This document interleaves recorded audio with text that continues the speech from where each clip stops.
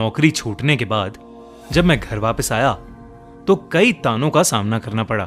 दोबारा से परिवार के माहौल में ढलने में मुश्किल भी हुई, पर सबसे ज्यादा तकलीफ तब हुई जब घर वालों ने मेरे पलंग को ही बेच दिया था। बड़े भैया ने मुझे कुछ पैसे दिए कि मैं एक नई खाट ले आऊं, मगर जितने पैसे थे उसमें एक पुरानी खाट भी नहीं आ सकती थी। दुकान पर पूछने गया तो वहां भी उतने में कुछ नहीं मिला, पर दुकान के बगल वाले घर से एक आदमी जो लगातार मुझे देखे जा रहा था बाहर निकला और बोला कि मेरे यहां एक पुराना खाट पड़ा है, सस्ते में दे दूंगा। उसने खाट दिखाया तो वो एकदम सही हालत में था, कुछ नया जैसा ही था, पर उस आदमी ने ज्यादा पैसे नहीं मांगे। ये देखकर मुझे हैरानी हुई, मगर अपना फायदा होते हुए देख मैंने कुछ नहीं कहा। रात को खाना खाने के बाद मैंने राहत की सांस ली कि अब सोने का तो ठिकाना हुआ कम से कम। थोड़ी देर टहलने के बाद बिस्तर लगा के मैं सोने चला गया। सोते सोते मुझे ऐसा लगा कि अचानक ही मुझे कोई धक्का दे रहा है और फिर मुझे किसी गड्ढे में ढकेल रहा है। पूरा शरीर दर्द कर रहा था। चीखते हुए मेरी नींद खुली तो मैं पसीने से लथपथ था। मुझे लगा कि कोई बुरा सपना होगा तो मैं दोबारा सोने लगा, लेकिन खाट पर लेटते ही मुझे ऐसा लगा कि कोई मेरे कंधों को जकड़े हुआ है और मेरे पैरों को किसी ने पकड़ लिया है। दोबारा से मेरा पूरा शरीर दर्द करने लगा। मैं चाहकर भी उठ नहीं पा रहा था। हैरत की बात तो ये थी कि ये कोई सपना नहीं था, सच में कोई मेरे शरीर को जकड़े हुआ था। मेरी चीख सुन सभी घरवाले वहां फौरन आ गए और उतने में ही ये सब अजीब चीजें भी रुक गईं। बुरा सपना था ये बोलकर उन्होंने फिर से सो जाने को बोला, पर खाट पर दोबारा बैठने की अब मेरी हिम्मत ही नहीं थी। वो रात मैंने जमीन पर ही गुजारी, पर अगले दिन मुझे लगा कि शायद जो कल रात हुआ वो सब मेरा एक वहम था। खुद को समझाते हुए मैं अगली रात फिर उसी खाट पर सोया। कुछ देर तो मुझे नींद ही नहीं आई।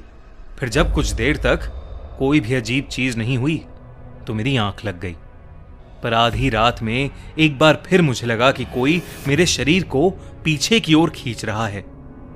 मैं आगे बढ़ ही नहीं पा रहा था क्योंकि मेरे पैरों को जैसे किसी ने जंजीरों से बांध रखा था। फिर मुझे वैसा ही शरीर को झकझोर देने वाला दर्द हुआ।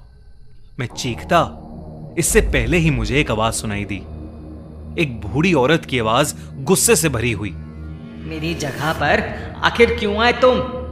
ये मेरा बिस्तर है, निकल जाओ यहां से, जाओ यहां से।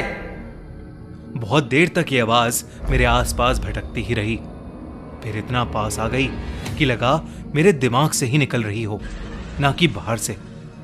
शरीर के साथ साथ अब मेरा सर भी फटा जा रहा था। तब अचानक मुझे लगा कि मेरी मां मुझे बुला रही हैं। उनकी आवाज से मेरी नींद ही टूट गई। मैं जब उठा तो पसीनों से लथपथ था। मेरी मां मेरे पास खड़ी थी और वो बुरी तरह से घबरा रही थी। जब मैंने अपने पैरों को देखा तो मेरे पैरों पर रस्सी और खरोचों के निशान दिखे तो मैं भी चौंक उठा। मैं समझ गया कि जो मैं महसूस कर रहा था वो कोई सपना नहीं था। सुबह होते ही मैंने उस खाट को उठाया और बाहर फेंक आया। कुछ देर बाद वो वहां था ही नहीं। जरूर ही कोई उसे उठाकर कहीं ले गया होगा। अगली रात भी मैंने जमीन पर गुजारी, लेकिन उस खाट का ख्याल मुझे सोने ही नहीं दे रहा था। थोड़ी बहुत नींद लेकर सुबह उठा तो उस खाट के साथ एक आदमी भी घर के बाहर मिला, जो कि गुस्से में भरा पड़ा था कि आखिर क्यों मैंने इतना खतरनाक खाट यूं ही खुले में बाहर छोड़ दिया था। झटके, दर्द और बुरे सपने, क्या कुछ नहीं देता था ये खाट? ये सब बोलकर वो खाट वहीं छोड़ गया। मुझे इतना तो समझ आ गया था कि मैं पागल नहीं हूं और इस खाट में वाकई कुछ दिक्कत है। मैं उस खाट को अंदर ले गया और दोबारा उस रात उस पर सोने का सोचा, ताकि पता कर सकूं कि आखिर वो आवाज किस बुजुर्ग औरत की थी। लेकिन ये मेरी जिंदगी की सबसे बड़ी गलती थी। इस बार न शरीर में दर्द हुआ और ना ही झटके लगे और जल्द ही नींद भी आ गई। पर थोड़ी ही देर में उस औरत की आवाज फिर आई। चिल्लाते हुए उसने बोला, फिर आ गए? आखिर क्यों मुझे चैन से सोने नहीं देते? ये मेरी सोने की जगह है, जाओ यहां से। ये कहते ही फिर मेरे शरीर में बेहद खतरनाक दर्द उठने लगा। ऐसा लगने लगा कि मैं कहीं ऊपर से बहुत जोर से गिर रहा हूं। थोड़ी देर बाद ये सब रुक गया, पर ऐसा लगने लगा जैसे खाट हवा में झूल रहा हो, अपने कंधों पर कोई उसे उठाए कहीं ले जा रहा हो। मेरा मन सहमा जा रहा था। डर ने जैसे चारों ओर से मुझे घेर लिया था।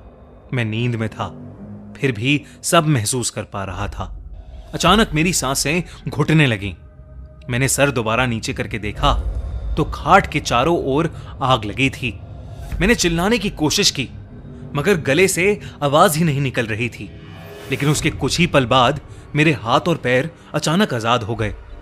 मैं तुरंत उठकर बैठा, लेकिन मैंने जो देखा उससे मेरे रोंगटे खड़े हो गए। एक डरावनी सी बूढ़ी औरत मेरे ठीक सामने बैठी थी। उसे देखते ही मैं चिल्ला उठा और मेरी नींद टूट गई। हाफते हुए मैं चारों ओर देखने लगा, पर सब कुछ एकदम नॉर्मल था। बस मेरे पूरे शरीर पर घाव थे।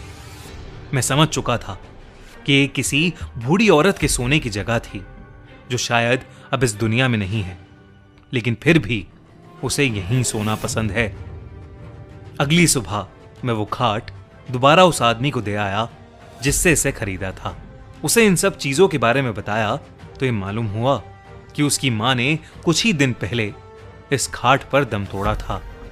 उसके बाद से वो खाट उसने अपने कमरे में ही खाली पड़े रहने दी, ताकि उसकी मां अब चैन से सो सके। खैर, जो भी हो, मैं उस पुरानी खाट के भयानक एक्सपीरियंस को कभी नहीं भूल पाऊंगा।